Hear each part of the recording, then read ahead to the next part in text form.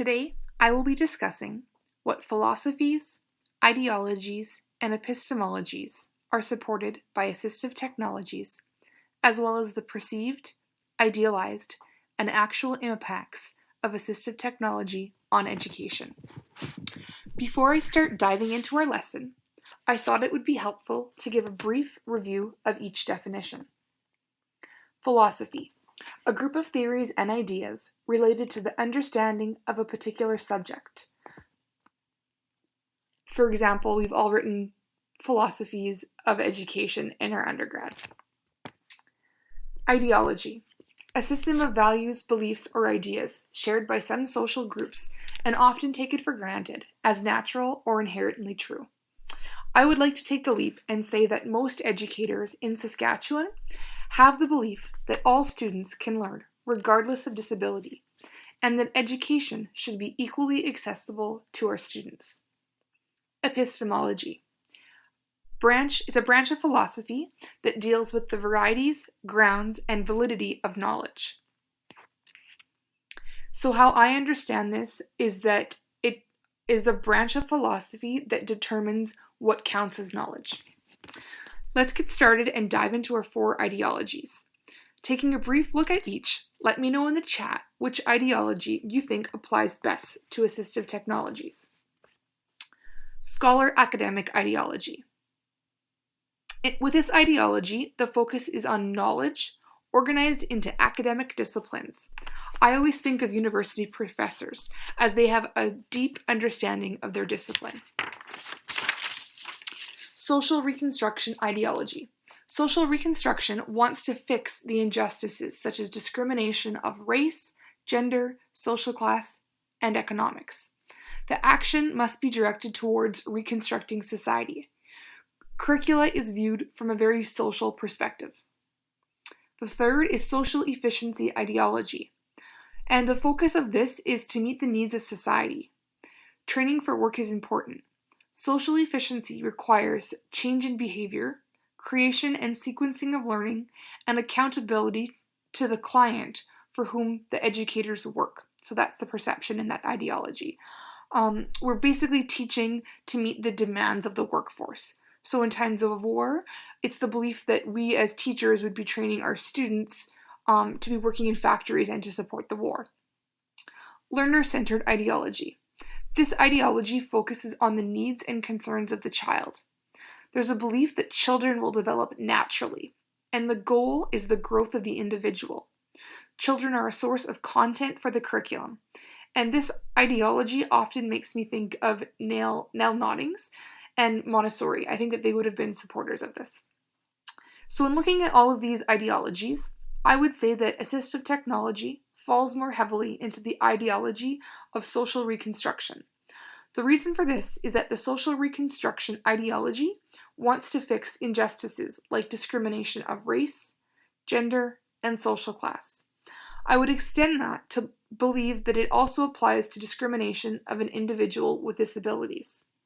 The social reconstruction ideology believes that it is necessary for all students to be accepted and allowed to pursue whatever field they desire.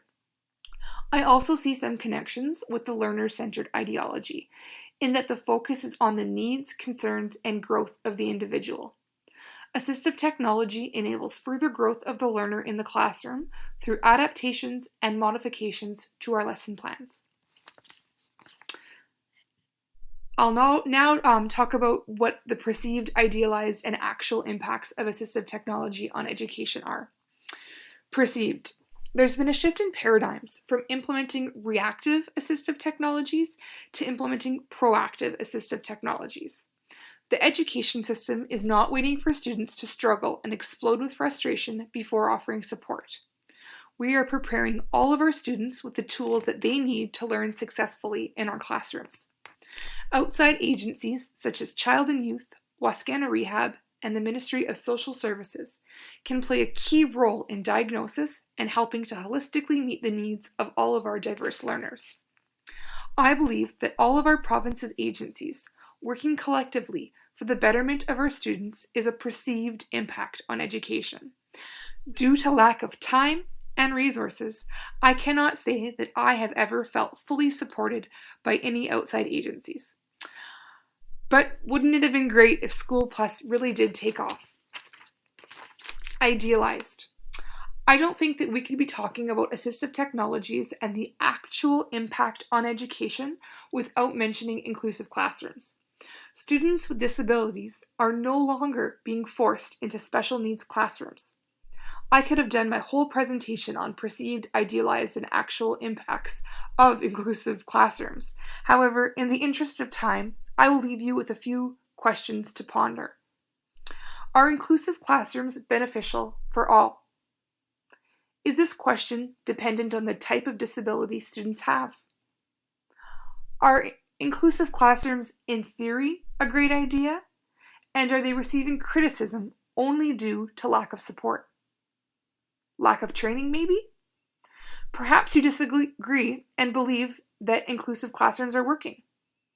Playing devil's advocate, if all students can learn in one classroom, then why do school divisions continue to have behavioral modification classrooms?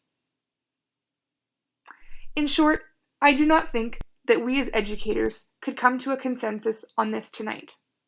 Living in the tension and negotiating this moment by moment sometimes is our reality. Going on to actual, in the 1950s, when my parents went to school, if they dropped out of school, they could have still gone into the workforce and received good paying jobs to support their families. If they wished to remain in school, the onus was on them to adjust themselves in the classroom. Our education system now adjusts to meet the needs of our learners. Society does not want struggling students to drop out. Assistive technologies have broken down learning barriers for many students. I appreciate the evolution of education in this regard since the 1950s. Our present-day classrooms are more diverse, which brings its challenges but also a richness. Our tailored, flexible programming permits our students to learn independently, regardless of their disability. Having said this, I still see a need for our education system to be more progressive. I watched a CNN program, This is Life with Lisa Lang recently. She introduced us to a silicone savant who is becoming successful in the business world and is a high school dropout. He said something that resonated with me. He feels that he dropped out because our education system continues to hold all students to the same standard of excellence. Again, we have came far with the introduction of assistive technologies to level the playing field. However, there is much more work to do in education for all learners to be successful and feel accepted.